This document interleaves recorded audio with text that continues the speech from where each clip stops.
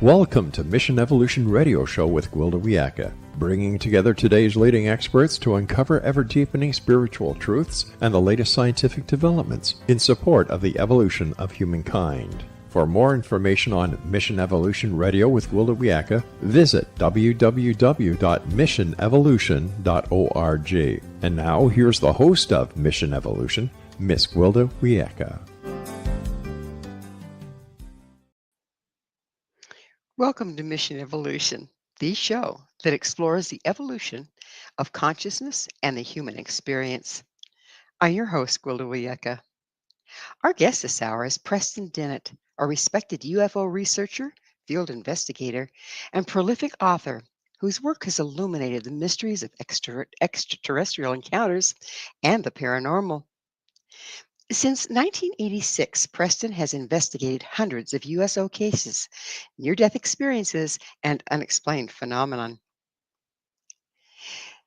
curating them in more than 30 books and countless articles. His research offers profound insights into how contact with non-human intelligence may be transforming both individuals and the collective human spirit.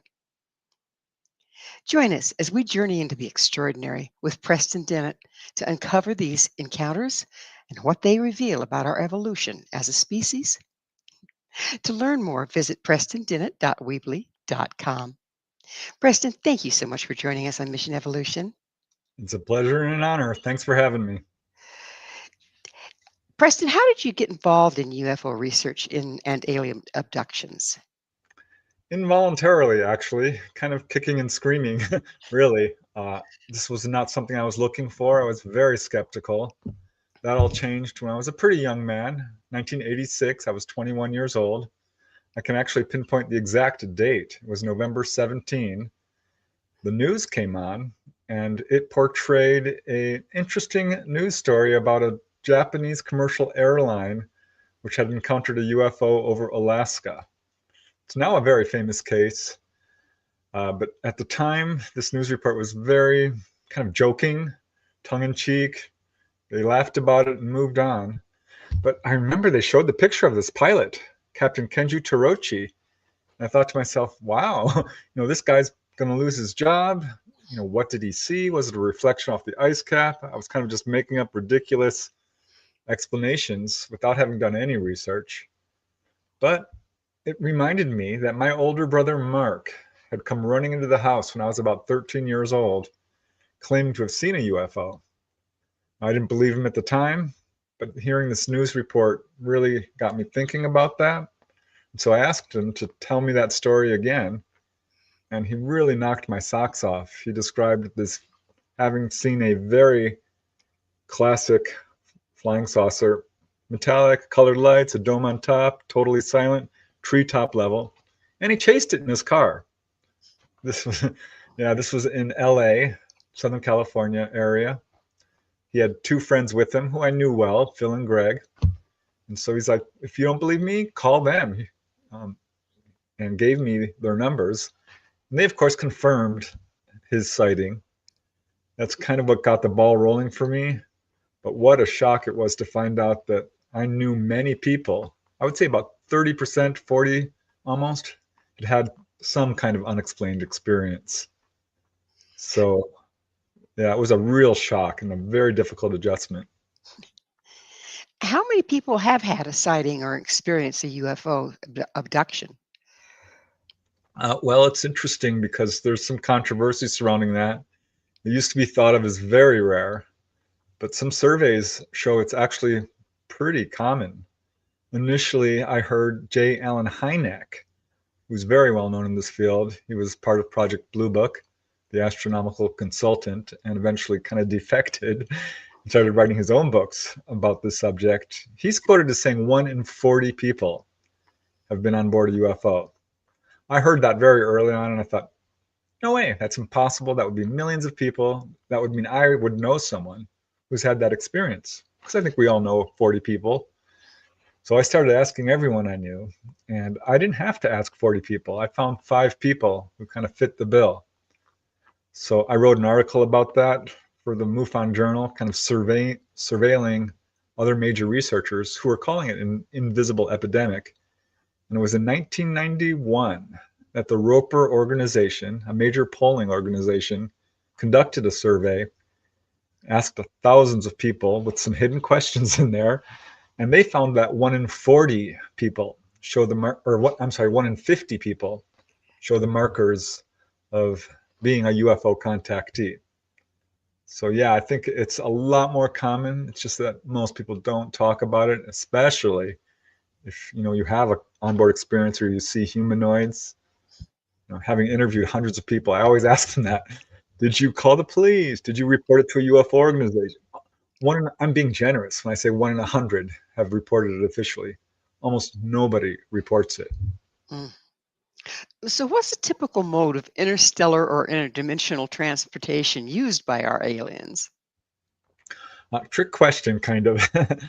I think that once they're over our planet, they're basically, because many contactees have been taken on board and told exactly how this works.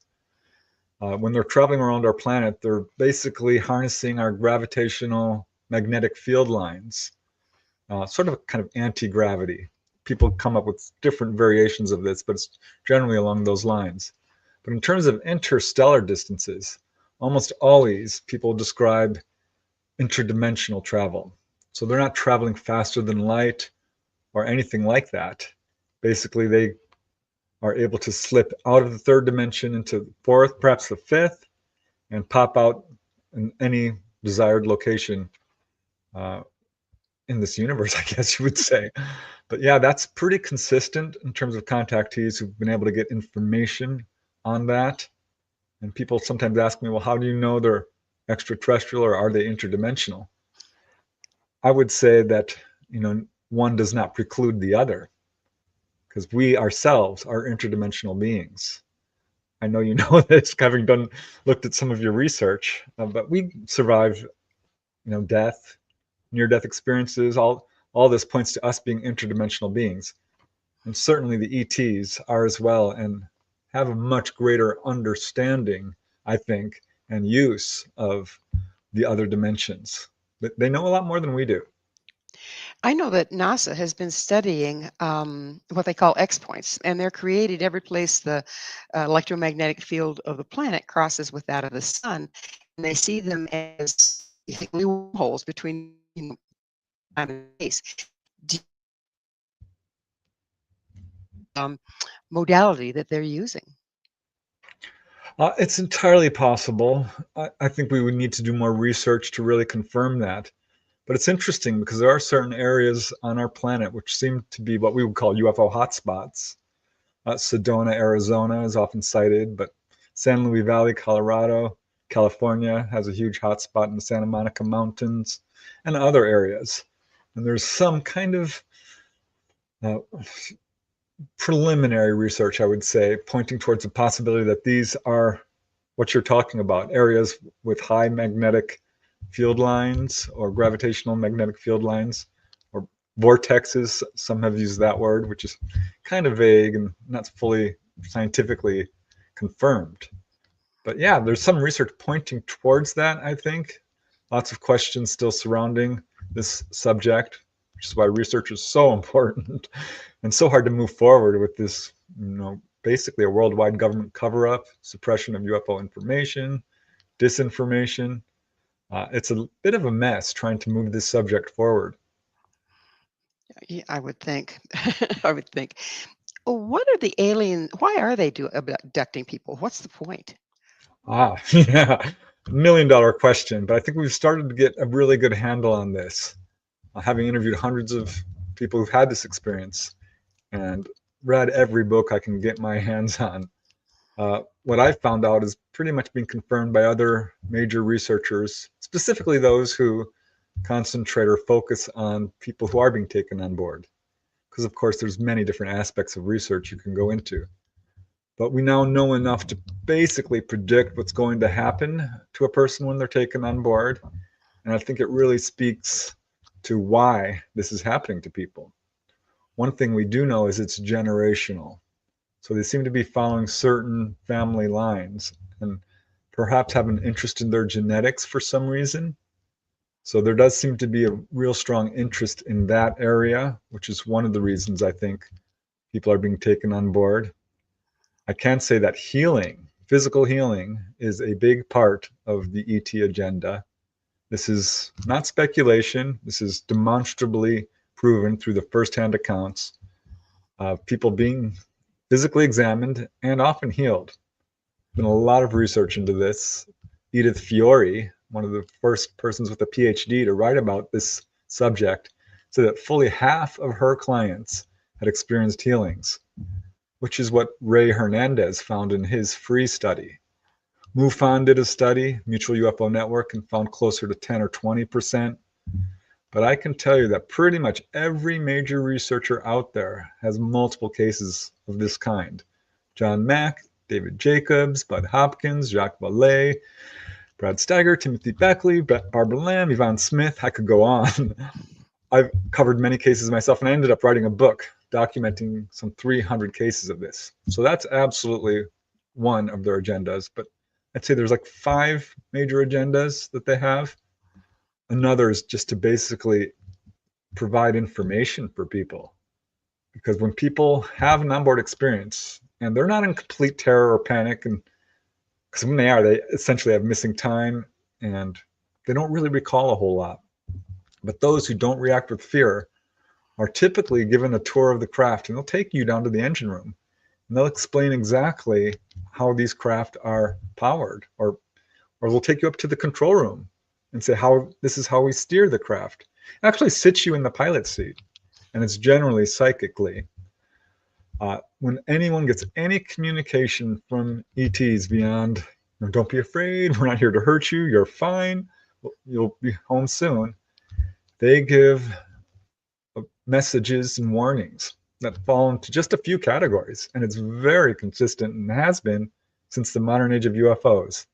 It's warnings about nuclear proliferation, warnings about war and aggression, greed and corruption, pollution, and the destruction of the environment.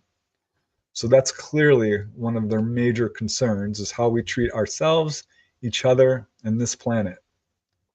Another, one more, I think that's very important to put forth, is that they seem to be very interested in elevating our psychic abilities.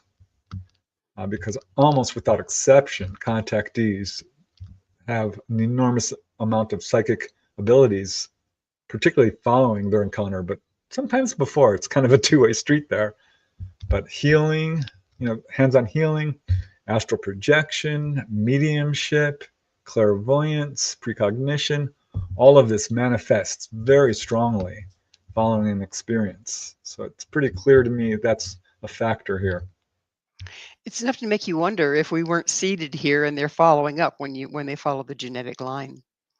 Yeah, there might be some evidence of that, because we do know, just based on historical records, that this phenomena, for lack of a better word, does go back to at least prehistory, and probably before that, because we have, stone carvings and hieroglyphs and writings of ancient India and so forth. They've been around forever, and many contactees have been told that at one point we lived on Mars. It's time we're going to have to take a station break. Preston and I will return very shortly, so don't you go away. This is Mission Evolution, missionevolution.org.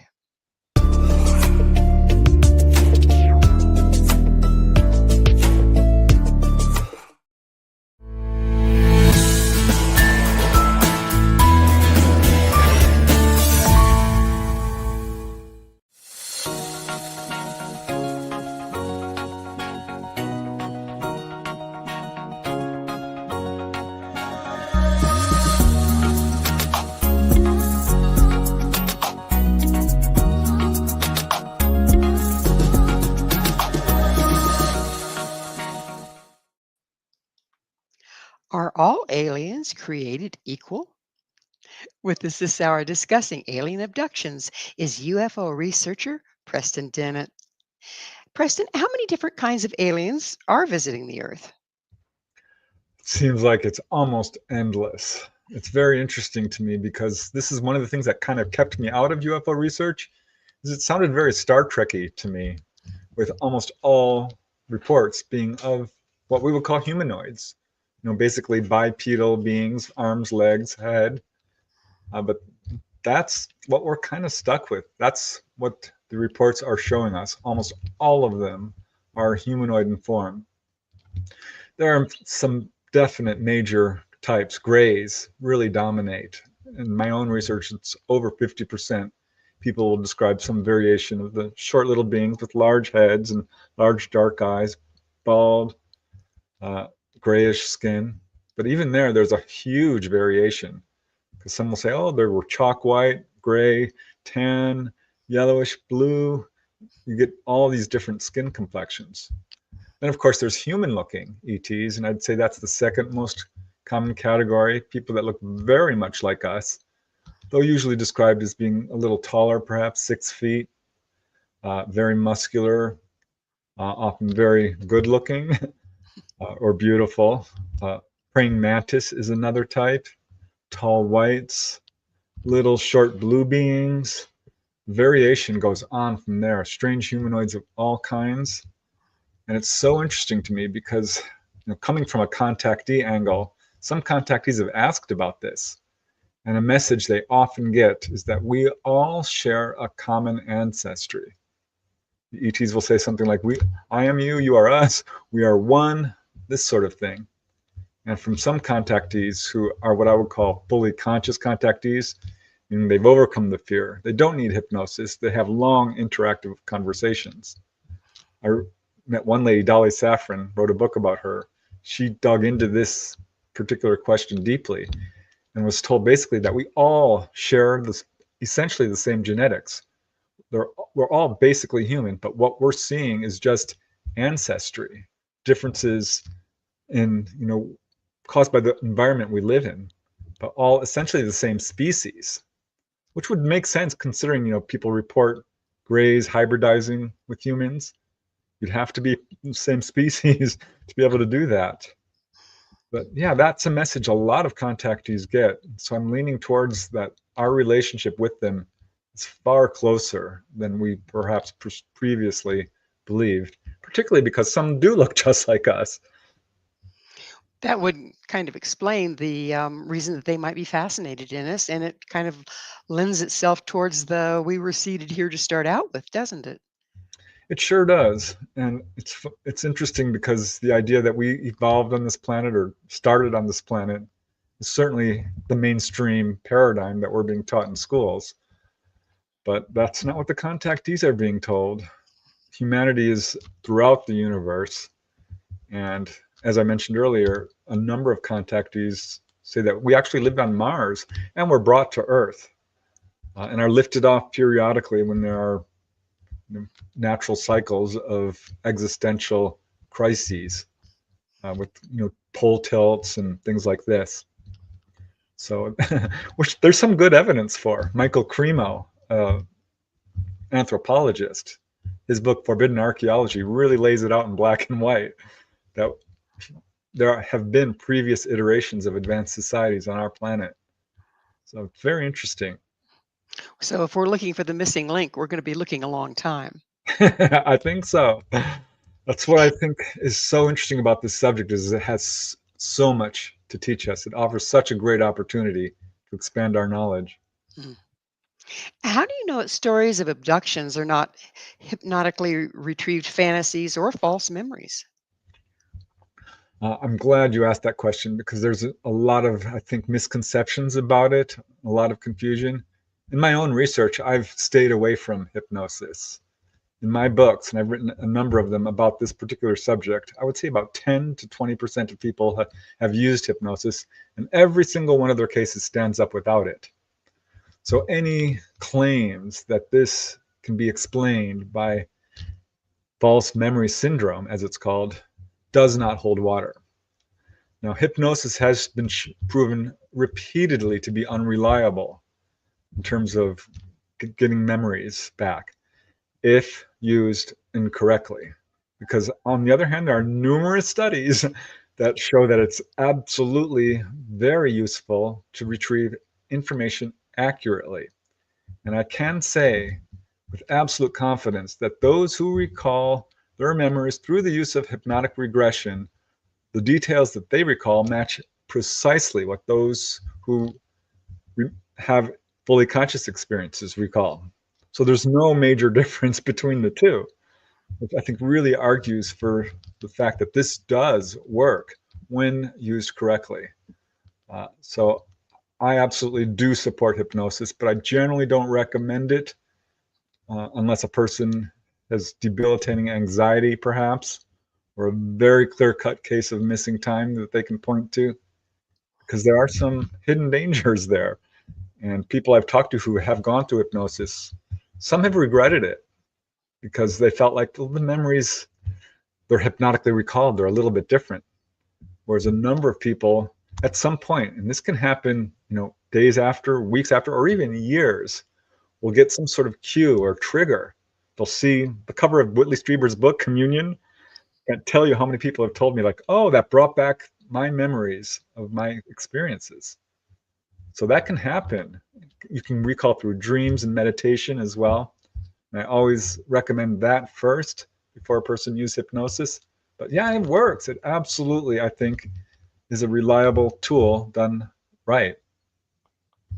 Do you think that people, or is there evidence that that the memories are blocked by the ETs, or is it possibly just traumatic to the Yeah. person, so they block it? Yeah, for a very long time when I got into UFO research, I was blaming the ETs. I'm like, it's them doing it. But if you look into the research of trauma, when someone has it, you'll see that amnesia or memory problems pops up pretty consistently, whether it's childhood abuse or war trauma victims or even car accidents. Any type of trauma, assault, can be blocked by a person. I think it's essentially our own human mind doing it to protect the individual. So I've come to realize that it's somewhat of a two-way street, because certainly there are cases where ETs will tell people, you're not going to remember this, or you will remember it as a dream, or you will remember it when it's time. So I think in some cases, what's really going on here is if a person is having a very difficult time processing the experience, they will facilitate you not remembering, because I don't think that's their purpose, to scare people. Or the first thing they say is, have no fear, you will not be hurt. But we have such a strong fear reaction. Totally understandable. I mean, I can only imagine what it must be like to wake up and see grays in your bedroom, or be on a table in an unusual place and ETs are examining you. So I think it's difficult for people to remember. And there's another factor going on here, because when people are brought on board or taken down, it appears that it's done through this kind of interdimensional beam, because they're pulled through the walls, the ceiling, and it's much like waking up from a dream, kind of. You know how dreams kind of slip away very easily? It's, I think, a very similar process, or that would be a fair analogy on how it can be difficult to remember these experiences. So yeah, I think it's a two-way street, honestly. Do you suppose that the trauma that abductees experience is actually the challenge to their concept of reality? Oh yeah, almost without exception. When someone has a contact experience, it changes everything. It is a peak experience in their lives. It affects them on multiple levels: physically, mentally, emotionally, spiritually, psychically. It is an absolute life-changing experience. So for some people, they're just like, no, I can't deal with this. This is it's a process for most people. And I absolutely see this pattern. It can be so frightening in the beginning. People will suffer from PTSD, clinical PTSD. Mm. They have insomnia. They have to sleep with the lights on. They lock all the doors. They have a fear of intruders. But as they're brought on again, on board, they realize, well, they just healed me, or they told me all this information that will give predictions to people. People start to come around. So in my own files, about 70 to 80% say that it's kind of a mixed bag in the beginning, but after they get through the fear, they would not change it for anything. I would say about 10% was like, no, I don't like this experience. I wish it never happened. It's been very traumatic for me, and I don't like it. So, yeah, there's kind of a bell curve there of how people process this. We're talking they travel interdimensionally. Do you suppose that this means also that they go backwards and forwards in time, and that's where the predictions come from? I am not sure I'm willing to go that far. Absolutely, they do provide predictions over and over again, some of which have absolutely come true. And they can do things with time that we don't understand, because it's not at all unusual for a person to have an experience, be pulled from their bedroom or their car while driving, have an hour-long experience, and come back and only minutes have passed. I have a number of cases where people, one gentleman I interviewed, for example, in the Ozarks, whole family was there when a UFO showed up. He ran inside to get a telescope or binoculars and came outside, and his whole family was frozen. They weren't moving. In fact, his father was holding a bucket of milk and it was spilling over, and he's looking at it like, how can this possibly be? Because he could move. And looking down his driveway, he saw that the UFO that had been in the sky had now landed, and these grays were walking towards him. They had somehow, it looked to him like they had stopped time. Got a lot of cases of this, and I don't think they're stopping time at all, because you can't stop time throughout the universe. That makes zero sense.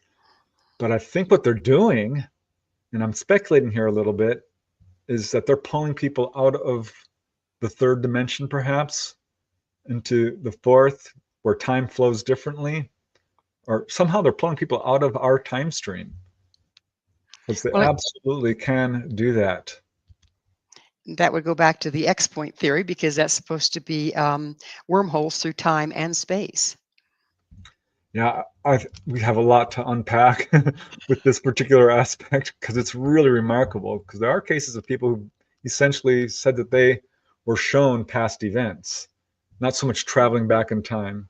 There's a theory that, oh, they're us from the future. I dug deep into that theory, and I could not find cases to really support that I found to be credible. So I don't think that's what's going on here. But they are very perceptive psychically. Their psychic abilities are incredibly advanced. So I think that they have precognition as a tool that we ourselves have and can be developed. And as I said, many contactees will start experiencing these kinds of psychic abilities. Well, it's about that magic moment. We're going to have another station break. Preston and I will be right back to continue our discussion, so please stay right there. This is Mission Evolution, www.missionevolution.org.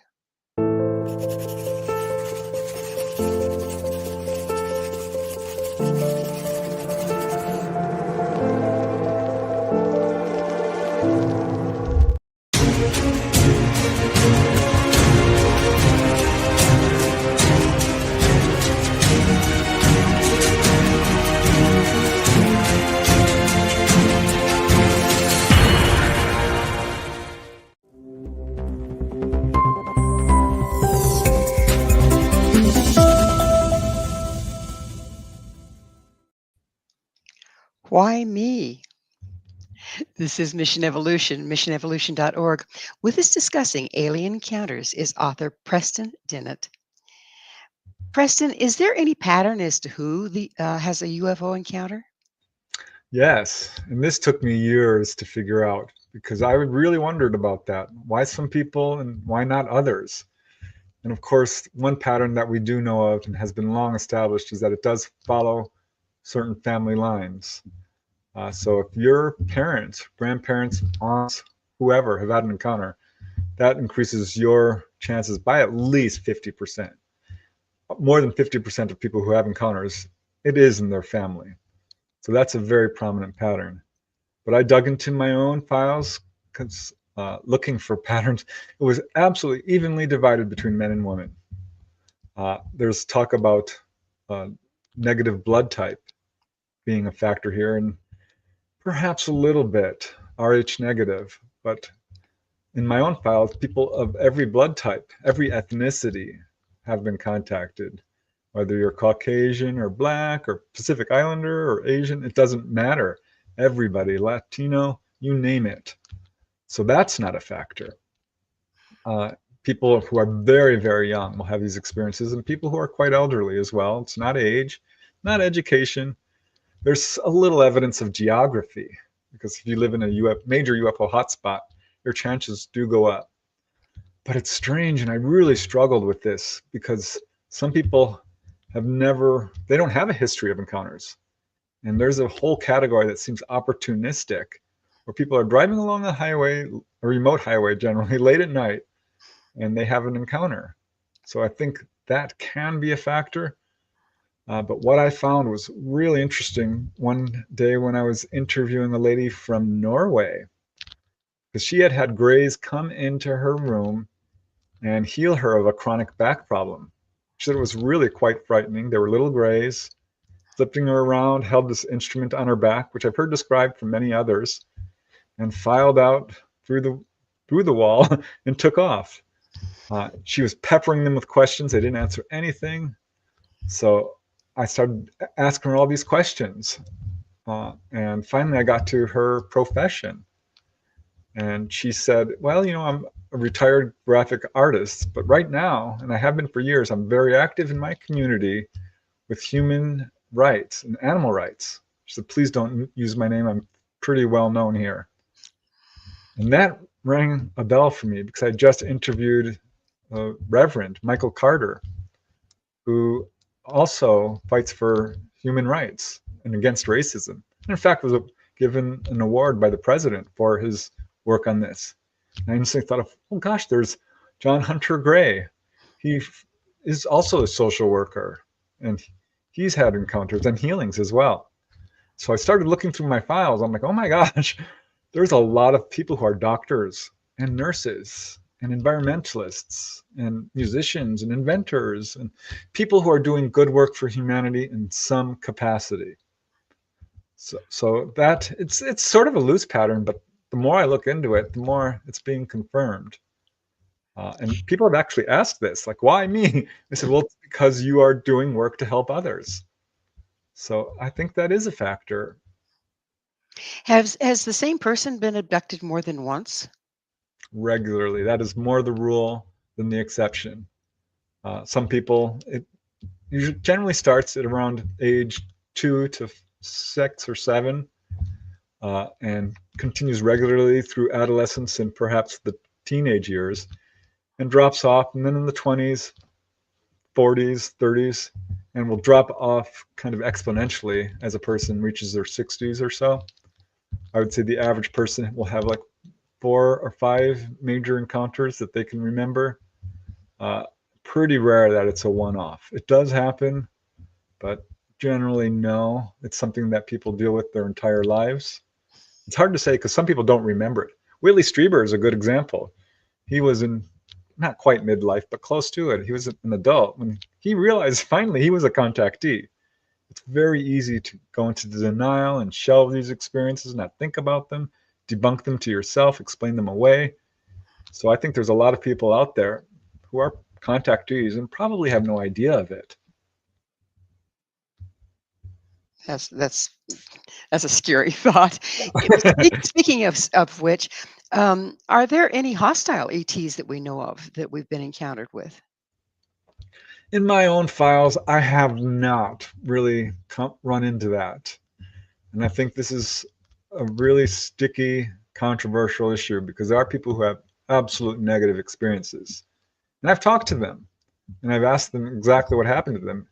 And they have a very strong fear response because some people will have the same exact kind of experience and feel like, well, it wasn't negative to me. So I think fear plays a very powerful role in our perception, because the worst I hear is when a person is being physically examined, and it can be incredibly traumatic. And there are people who describe, some amount of pain with some of these examinations or even operations. That's pretty rare, and almost always they will relieve the pain. Not always. I am not convinced ETs are coming here to hurt, harm, cause fear, or take over. If they were truly hostile, I think with their advanced technology and their advanced abilities, we would already know this. I think there's a phenomenon called MyLabs, military abductions, where our own governments are basically pushing a fear campaign and trying to portray ETs as negative and actually abducting people with fake abductions, particularly targeting contactees as well, which makes it very difficult for them, and using mind control techniques and drugs and hypnosis and the whole deal to fake a really negative encounter. And some of these stories get out there and people are saying, well, my experience was horrific. I believe you. Yes, it was. And I've interviewed some of these folks. One guy was a Marine and he flat out said, yeah, they did all kinds of experiments on me. He was at Camp Pendleton, a great guy, a very wonderful man, but ultimately decided, no, my encounters have been horrific. So he's confused about is ET doing this or is it something else, government agents? No, I don't think ETs are here to harm. And I know there are cases out there which people describe, this is what they did to me. It's, again, very controversial issue. This is my take on it. And I'll just close with this. A very in-depth look at the totality of onboard cases objectively shows a very prominent pattern of healing, guiding, teaching, warning, waking people up to our psychic abilities, which are all really good things for humanity. So my take on it is that overall, it's positive. I think there probably are some malevolent species out there. Look at us. We're here on a planet who don't treat each other that well. Are they traveling to Earth to take people? I don't know that I would endorse that idea. But yeah, controversial to say the least. What would be the motivation of the government to make false abductions? I wish I could get into their minds. I think it's all linked to the cover-up. I think incidents like Roswell, the Roswell crash in 1947, and many others, where we have actually gained this technology, these craft, these bodies, is playing a role here, because it appears we do have this technology, and it is being suppressed and withheld. And I think ultimately it comes down to greed, power, and control. I think there's a lot more to unpack with this. It's not really my area of expertise. So I focus more on the contactee era or subject. But it's a huge problem. And I think that's what's behind the cover-up and the idea that our governments want to paint this as a negative phenomena. Because just think what would happen if suddenly everyone on Earth developed their psychic abilities, became telepathic. We would overcome corruption. If everyone knew that we didn't have to live in a society with money enslaving us, how quickly the world would change. So ultimately, I think the ET threat is to the cabal, the Illuminati, the one percenters, secret government, call them what you want. And they're doing everything they can to suppress this information from reaching all humanity. Well, we wouldn't want humanity to become empowered now, would we? No, that's their greatest fear, I think, which is why the work you're doing is so important. Thank you. So, were any witnesses given information by the ETs? You've talked about some of that. Is there any other information that they were given that really kind of changes the way we look at the world? Oh yeah. Generally speaking, I've interviewed so many people, and those, as I mentioned earlier, fully conscious contactees are few and far between. Of the hundreds of people I've interviewed, it's maybe 5, 10 would be generous. But one contactee I mentioned earlier, Dolly Safran, I wrote a book called Symmetry. She's been given loads of information. That book is doing really well because I think it's really resonating with people who are searching for information about, what is daily life like with the ETs? What information do they have? I'm working on a sequel of that book where we're really doubling down on the science that she has learned from them. But they've absolutely do communicate and impart tons of information to people. 100%, yeah. So you mentioned also that abductees some tell, some don't, even if they do remember. How does that wager out? What percentage do tell and what percentage don't? Oh gosh, I'd say the vast majority of people don't come forward. Those that do often don't want their name to be used, particularly when I started in the late 1980s. The climate was much more hostile in terms of ridicule and skepticism and gaslighting, and it's still a huge problem. And some people, of course, have difficulty remembering, but the more, if you have a simple sighting, I think a person is much more likely to come forward.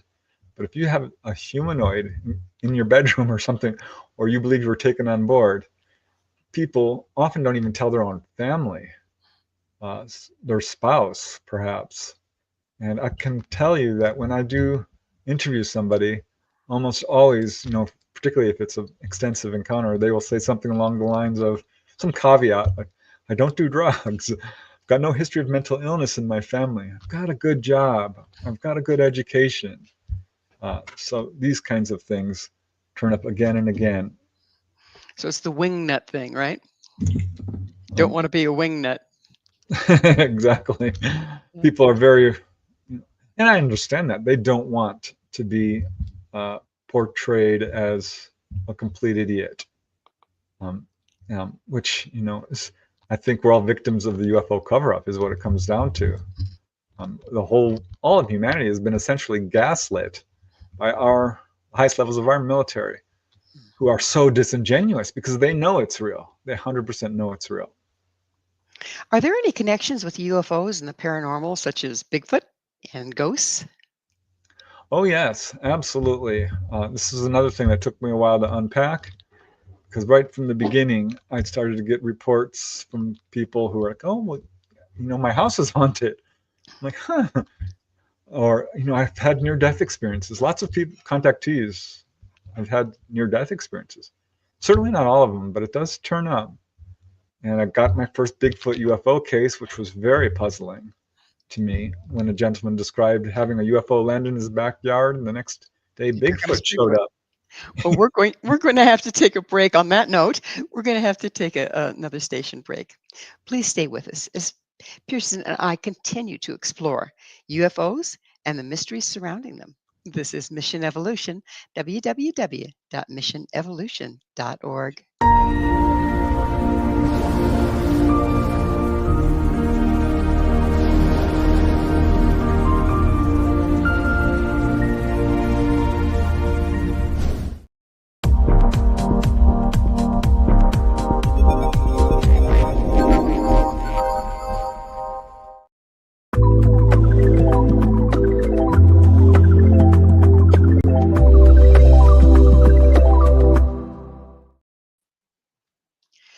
What do they know that we don't?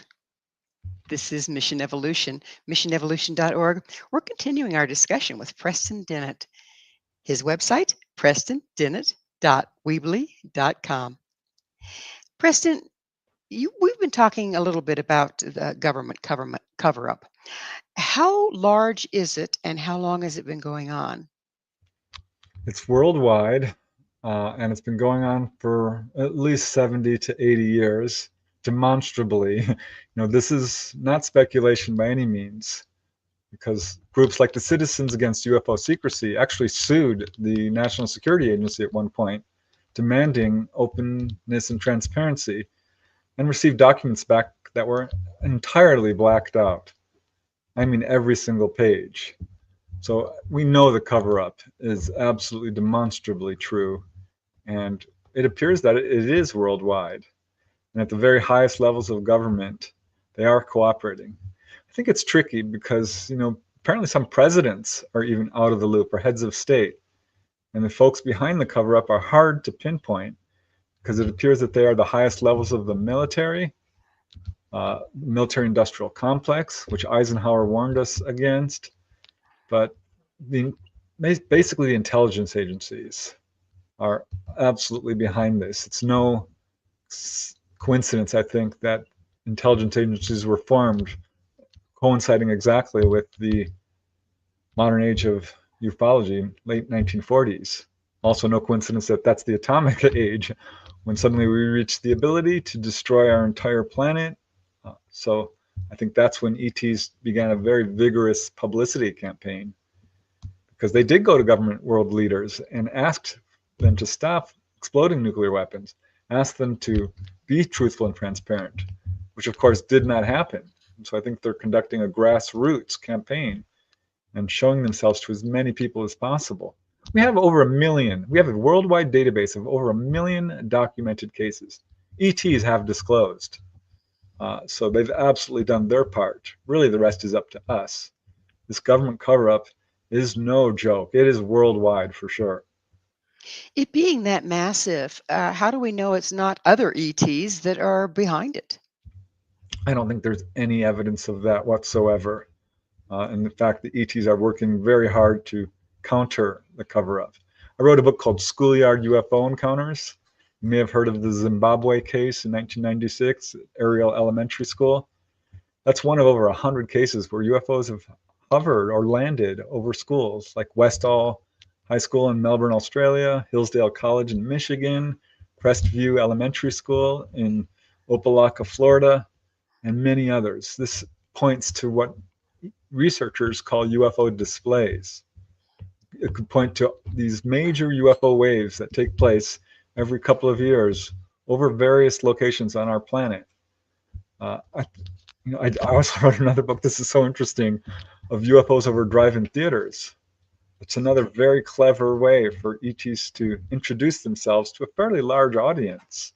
I've got over 100 cases of this, and I think there's probably 10 times that amount. So I think, yeah, ETs have worked very hard to announce their presence. Look at the Capitol flyover in 1952. Essentially, they would have landed, I think, on the White House lawn. It's so cliche. People ask, well, why don't they do that? They tried. What was our reaction? We scrambled jet fighters after them and tried to intercept them. So I think, it's our own fault that we haven't had open official contact. With all the cell phones and cameras, are we seeing an increase in documentation? Photographic evidence is very tricky. There's absolutely been some wonderful evidence. I would point to the Kumburgaz Turkey footage in 2006, 7, and 8. Some of the best footage out there. There is an enormous amount of photographic evidence, which I think is unimpeachable. These days, however, with the advent of AI and Photoshop, and the hoaxing is off the charts. You can't trust most of what you see on social media platforms. And I hate to say it, but it's just true. And I don't even really want to see these photographs that people are putting forth unless they're willing to stand behind it with an affidavit, identify themselves, and really go through the whole process of being investigated. Because yes, many people have captured things on cell phones, but it's just not trustworthy at this current day and age. So, what does the government really know? From what I understand, they know far more than UFO researchers, probably more than most contactees.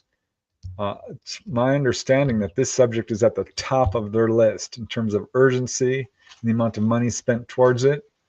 So I think they know that they are ETs, that they are very advanced, that they do have these craft that can travel interstellar distances and are doing their level best to reverse engineer it, to the point that pretty much everything we see right now is probably reverse engineered craft.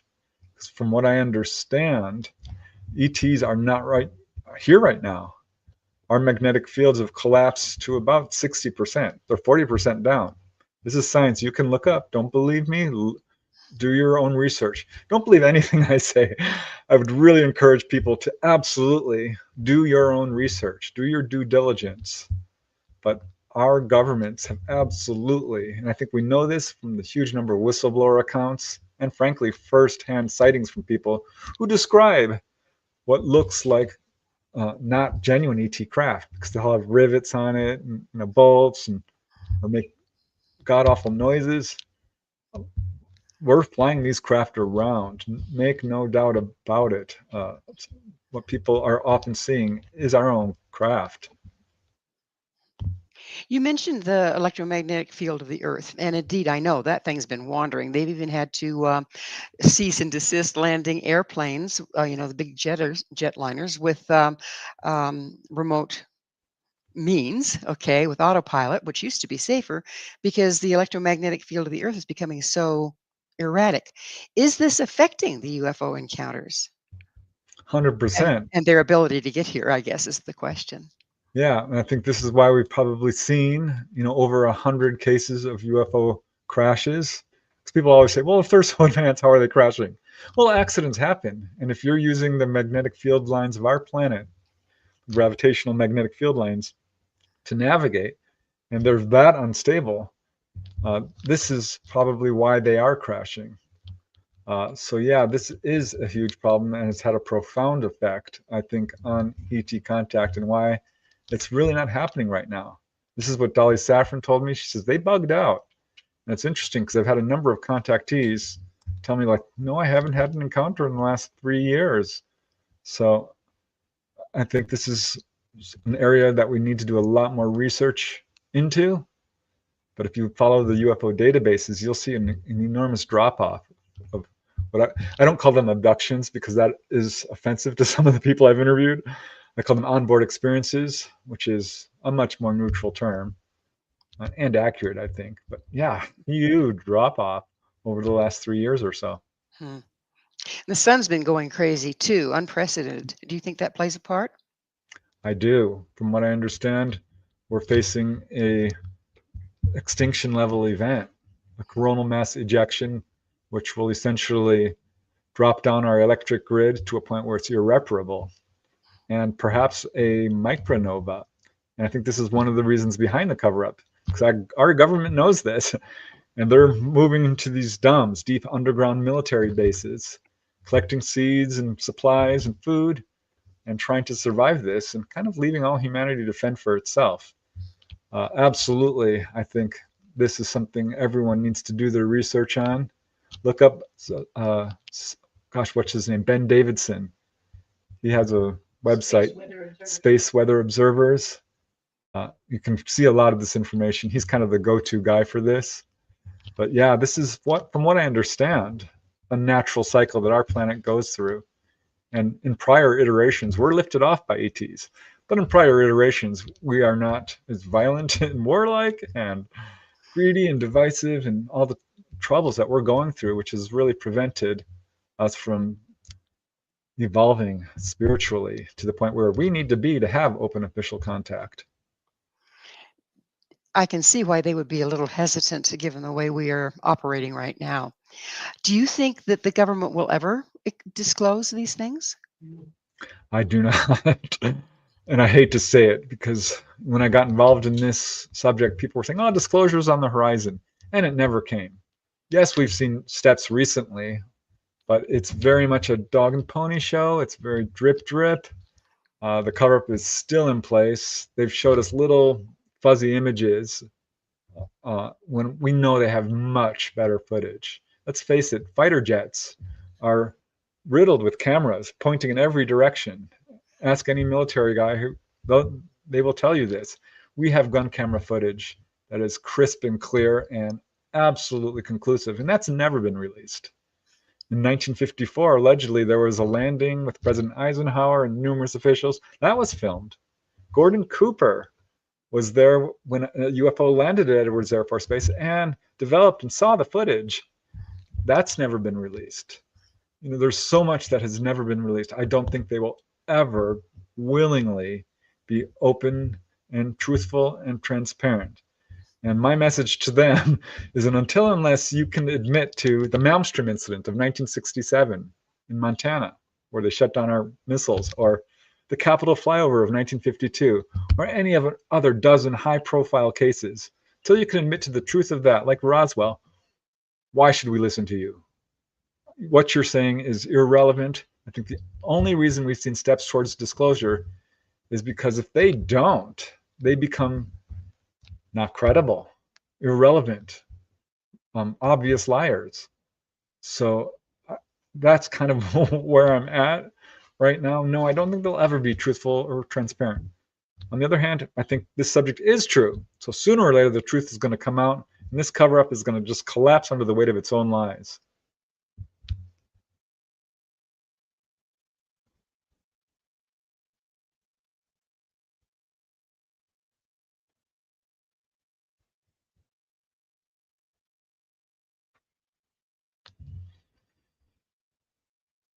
Leave you alone.